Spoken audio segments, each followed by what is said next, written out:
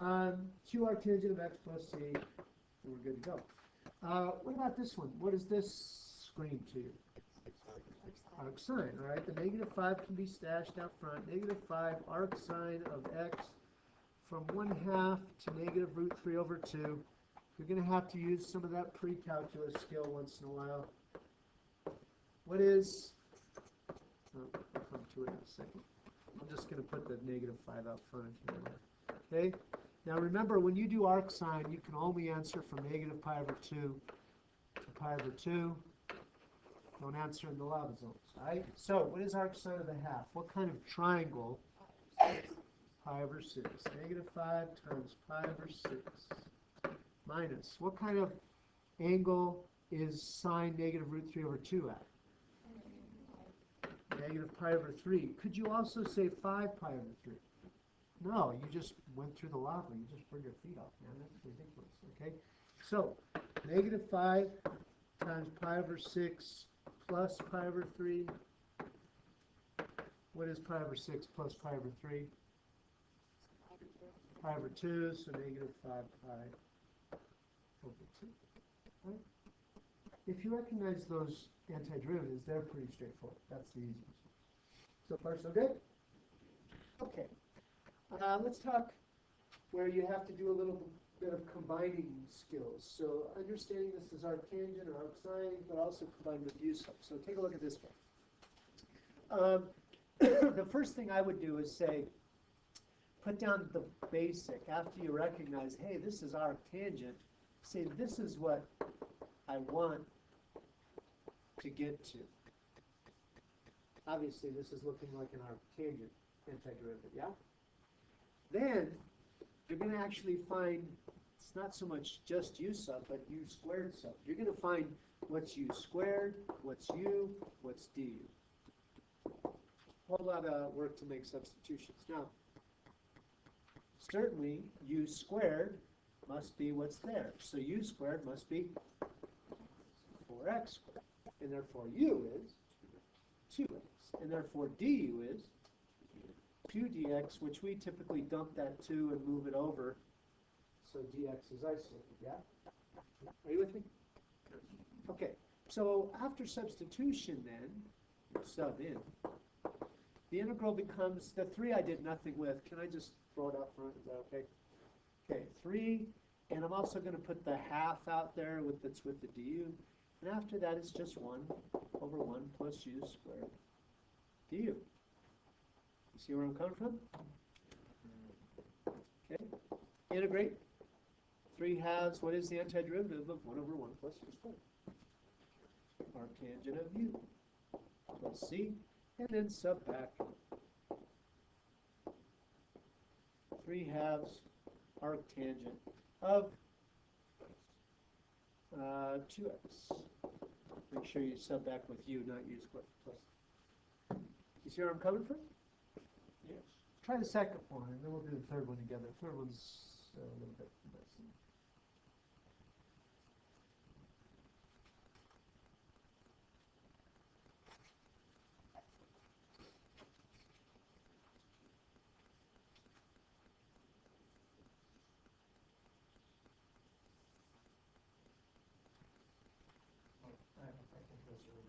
Oh, sorry.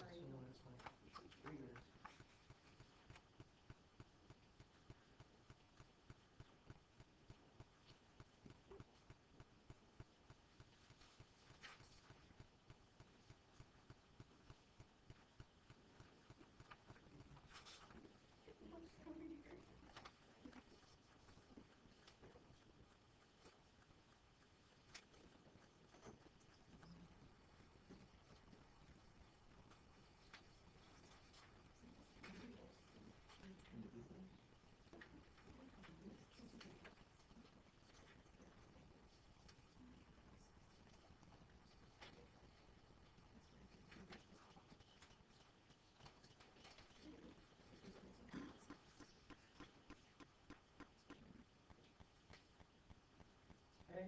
I don't know if I would have done u squared here. U is probably easier. What's u? E to the x, yeah? So if you let u, the blueprint I'm shooting for is this, yeah? If we let u equal e to the x, du is e to the x dx, yeah? So the bottom becomes 1 minus u squared, which is cool, and this whole thing becomes du, right? So arc sine of u plus c is arc sine of e to the x. We cool? Questions there? Okay, this one's a little harder. So let's go with this. We're going to have to change the bounds here because it is u sub, so let's go here. I think you'll agree this looks more like the arctangent version, yeah? Because it's sum and no root. Okay, so what's u squared? 9x to the fourth. What's u? 3x squared. What's du? 6x dx. I got a 3x dx, so what should I divide out? Divide a 2 out, so I have 3x dx. You see what I'm saying? Yeah. Okay, so at that point then I have 1/2. This is all a big fat the d over 2, so du, and 1 plus u squared. All right, so far so good? Alrighty then. Now the limits. Here's where we need to look. When x is 0, u is 3 times 0 squared, or 0. When x is pi over 4, u is 3 times pi over 4 squared, so 3 pi squared over 16. I didn't try to make this pretty. It is what it is.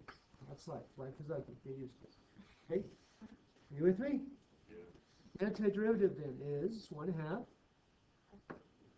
Arctangent of u. No plus c here. When I do a definite integral, I have changed the limits to fit u, so I don't sub back. I just plug those limits in for u. So I get 1/2 arctangent of 3 pi squared over 16 minus 1/2 arctangent of 0. What is arctangent of 0? At what angle is tangent 0? It is 0. Okay. All right, so our answer would just be 1/2 arctangent of 3 pi squared over 16. You with me? Okay, cool. Let's go to the next skill you got, Kyle. You're gradually going to make things uglier and uglier for you, so we'll develop this into memory. The hard part by far is when the 1's not there. When I get something like this, yikes, that's the first thing you have to deal with. This must be dealt with first. This is not a problem. The 4, I don't care. In fact, we just did problems like, oops. We had stuff, there was a 4. I don't care. Okay, the x squared can have a number with it. The 1. You gotta have the 1. That's the problem. So, to make that a 1, you start by factoring.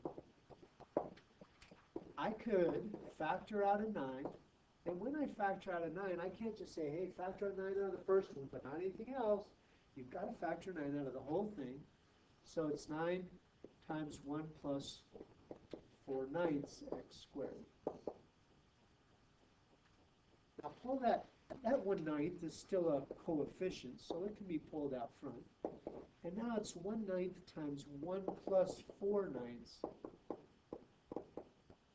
x squared.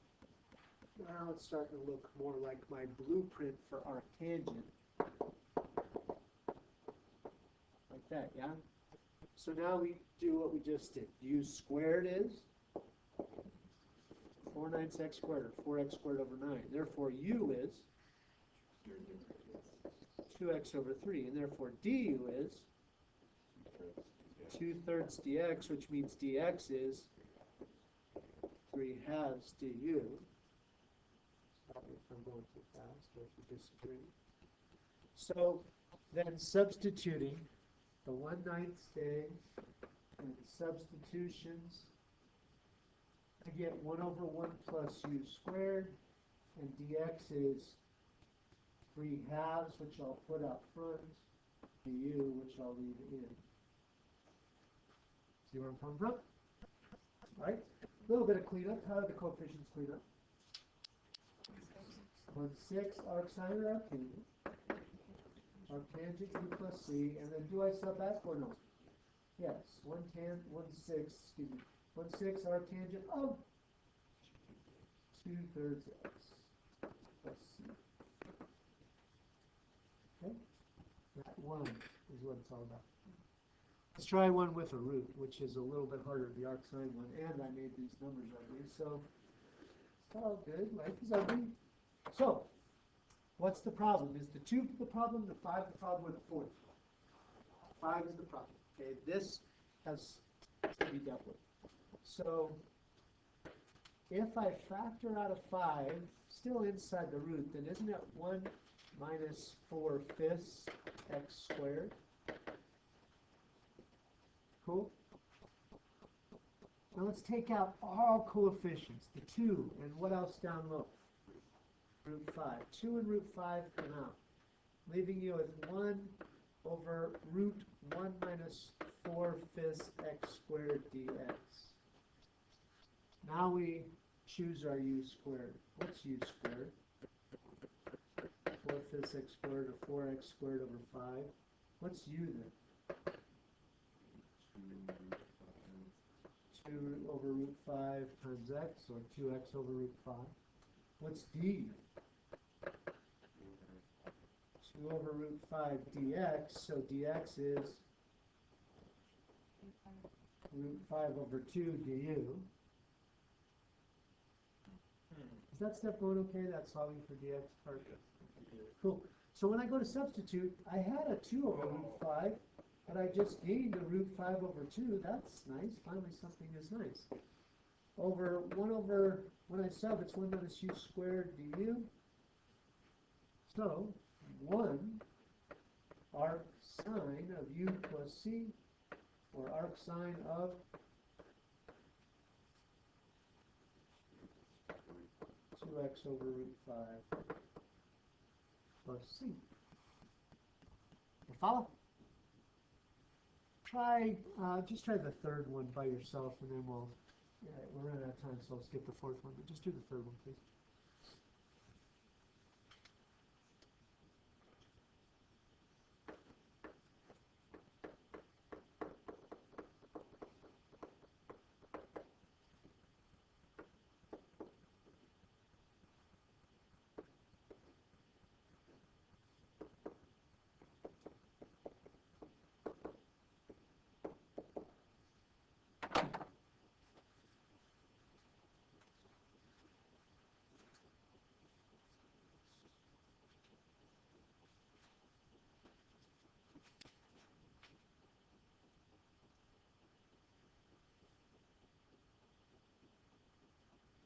Is it substantially more quiet here without Tony, or is it just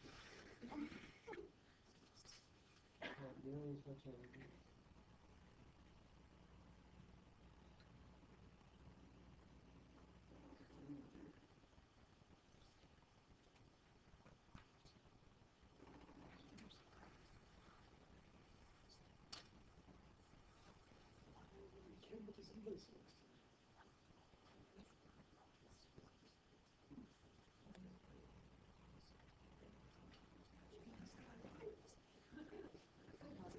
Okay, let's see.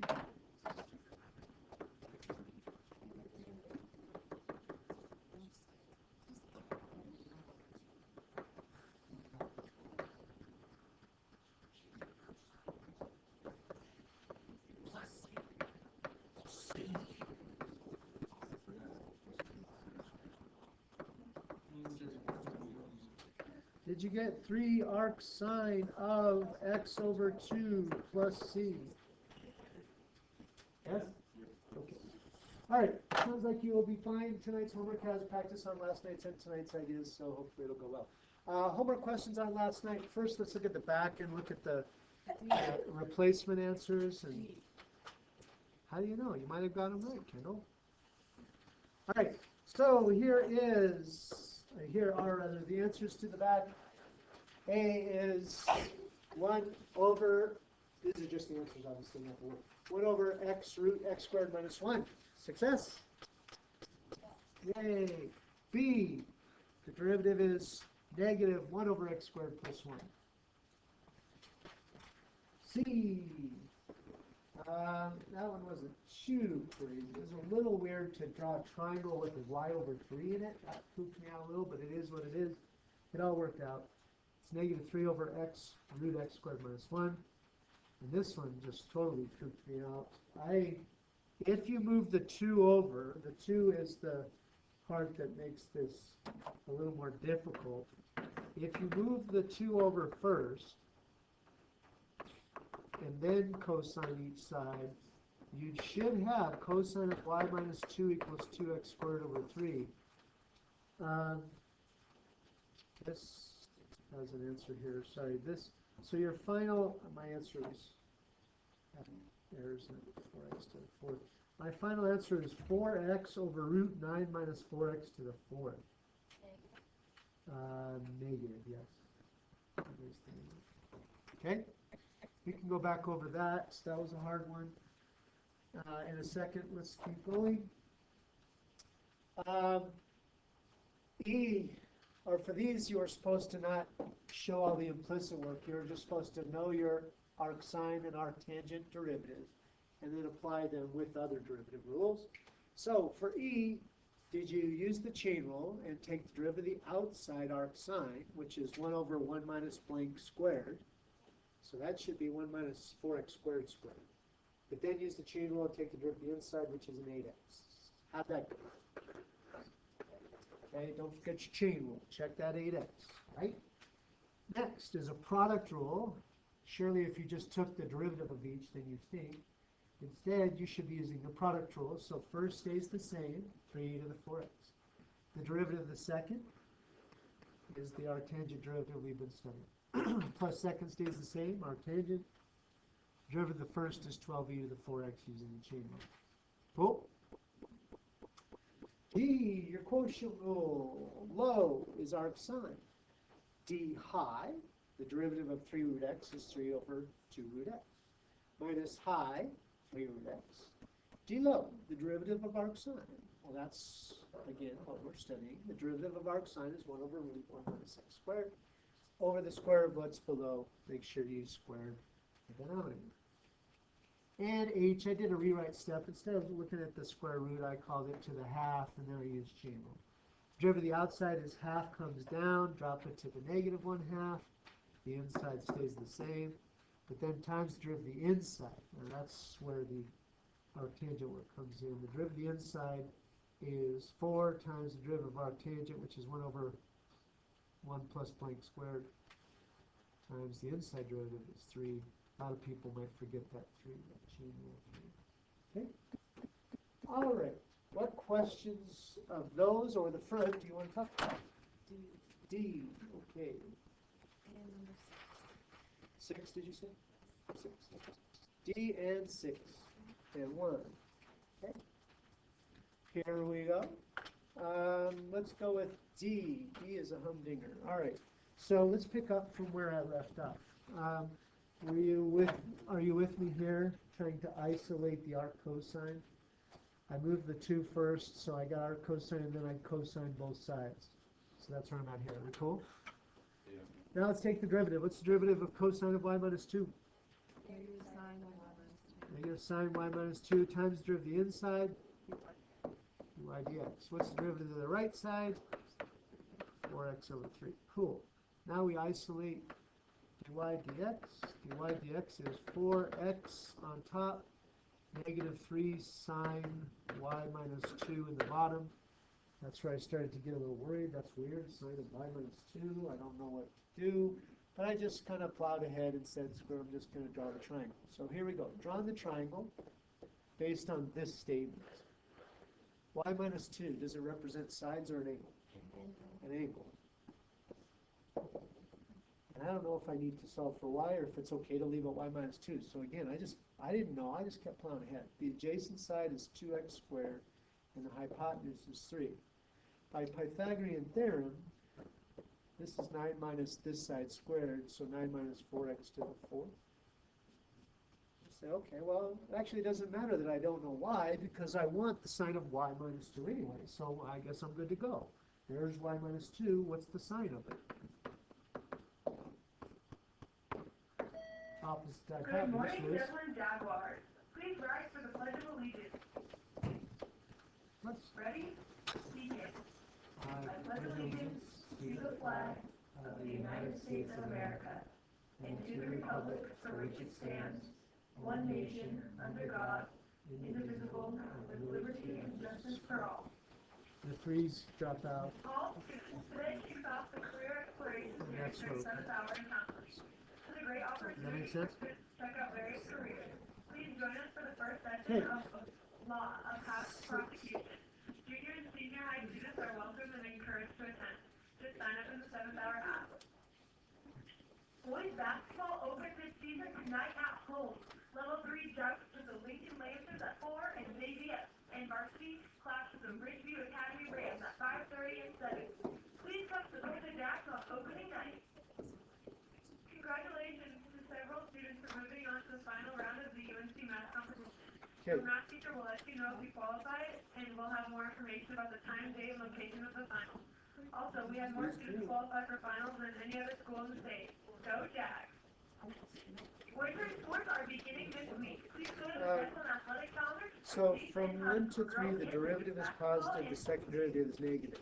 So doesn't that mean increasing on the way down? Stay or get in shape for spring? Join us for the winter track. Text DHSWP to 81010. See Coach Bell or Coach Porter if you have Oh, questions. shoot. I'm giving points. Still figuring out your future? Can't decide on a college major? Don't know what career to pursue? The ASVAB Career Exploration Program is for you. The exam will be given to interested 10th, 11th, and 12th graders tomorrow, December 4th, from 1:45 to 4 p.m. If you are interested in a military academy or enlisting in the military, you are required to take this exam. Seniors, it's round 4 for That's what the transcript picture deadline should for look like, December and from 15th that to we January 1st. conclude You must have your transcript that request in max by value December 11th. is In 2, order for counseling to meet the deadline, you will not be processing min requests is 2. over the winter break. Seniors, there are new scholarships on the bulletin board by the And DP. is one still a question? History essay for the Society Yes, of no? Mayflower Descendants. You don't Okay. have to be a descendant. Or you can apply for a full ride scholarship from the Colorado Garden Foundation. There are scholarships available from the Pinnacle Foundation, the Compact Leaders and Achievers Scholarship, the Burke Citizen Scholarship, or the American Legion Scholarship. Stop by counseling for more details. All students, congrats to Mr. Carson's 3rd grade class for winning the Can Food Drive competition. It's time for your daily day of the day. Happy World Trick Shot Day. That's all your announcements, Jags. Have a great day. To that basketball players, you should do some kind of Harlem Globetrotter stuff tonight. All right, the price of a ticket is, when the price is 16, the number sold is 4,000. When they increase the price by $1, you decrease sales by 100. Okay, so let's go with, first of all, the equation. Price, you get to choose, so it's X. Number you don't get to choose, it's Y. So the point they give me is 16,4,000. This tells me a slope. Instead of change in Y over change in X, it's change in number over change in price. And so that is minus 100 over 1. So your equation should be not Y, but N minus 4,000 equals negative 100 P minus 16, or N is negative 100 P plus 1,600 minus or plus 4,000. So negative 100 P plus 5,600. You're with me? You know I'm going fast. That said, that's the relationship between N and P. So now we can maximize revenue. Revenue is number sold times price of each. But if I use that and place it in, then I get an equation that's only P, negative 100 P squared plus 5600 P. Now I can find where R prime goes positive to negative for max revenue. Okay. Ooh, just in time. Have a lovely day. Make sure I get 64A by the end of the day. Buenos dias. I love basketball players. Thank you. Make us proud.